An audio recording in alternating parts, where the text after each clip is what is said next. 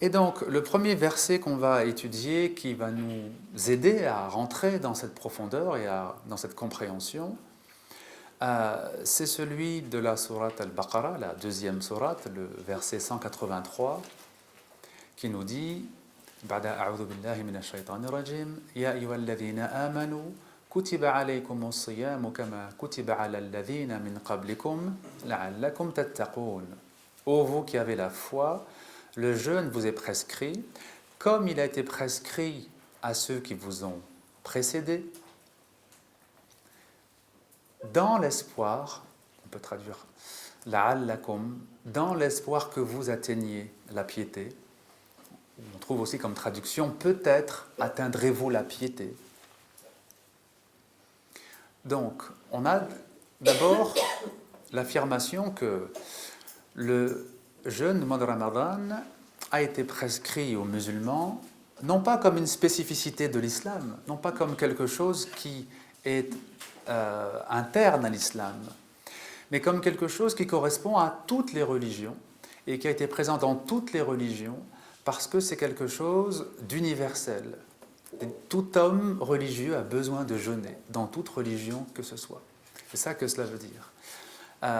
Ce n'est pas le cas de toutes les adorations en islam. Le pèlerinage à la Mecque, ce n'est pas quelque chose qui est universel au sens où il aurait été donné à toutes les religions. Le fait de tourner autour de la Kaaba, c'est spécifique. Certes, ça existait à l'époque d'Ibrahim, c'est tombé un petit peu avec un mélange de paganisme avant que l'islam le rétablisse dans sa pureté, mais ça n'est pas quelque chose d'universel. Tandis que le jeûne est présent dans toutes les religions. Il n'y a pas eu de religion révélée sans qu'il y ait le jeûne. De même, il n'y a pas eu de religion révélée sans la prière.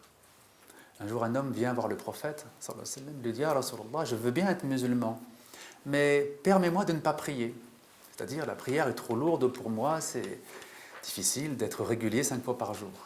Et il lui donne cette réponse « La khayra fi dinin, la salata fihi » Il n'y aurait aucun bien dans une religion qui ne contiendrait pas la prière.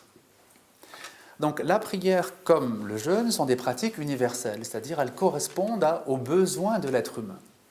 Dans son cheminement spirituel, tout être humain a besoin de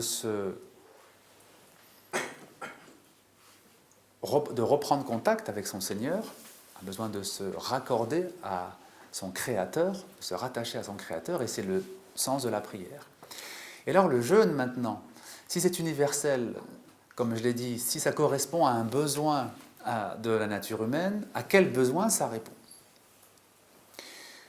Le verset, toujours 183 de la sourate 2, nous dit donc « Ô vous qui avez la foi, le jeûne vous a été prescrit comme il a été prescrit à ceux qui vous ont précédés,